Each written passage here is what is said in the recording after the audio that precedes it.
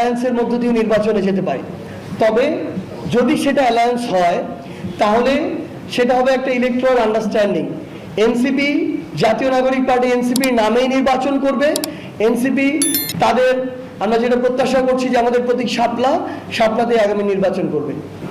শাপলা প্রতীক দিতে আইনগত কোনো বাধা নেই।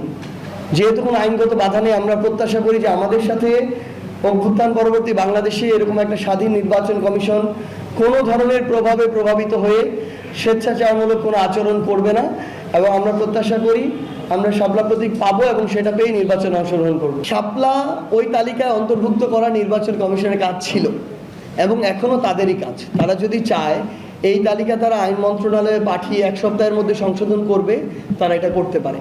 এইটুকু সুযোগ তাদের আছে।